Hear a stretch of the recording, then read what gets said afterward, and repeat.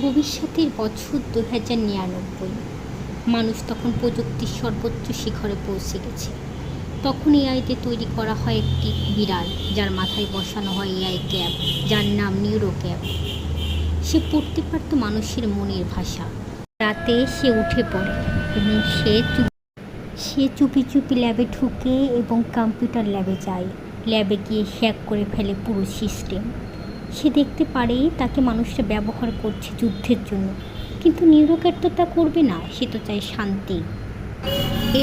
এরপর নিউরোক্যাট রাতের অন্ধকারে বের হয়ে আসে এবং পথে হাঁটতে থাকে। সে পথে দেখে কিছু পথশিশু ঠান্ডায় না খেয়ে কাঁদছে। সে প্রথমবারের মতো মানুষের কষ্ট বুঝতে পারে। তখন সে সিদ্ধান্ত দেয় সে মানুষের শত্রু নয়, সে হবে মানুষের রক্ষক। এরপর নিউরোক্যাট কী করলো তা জানতে চোখ রাখুন আমাদের মুভি এক্সপ্লেনেশন চ্যানেলে। ধন্যবাদ সবাইকে।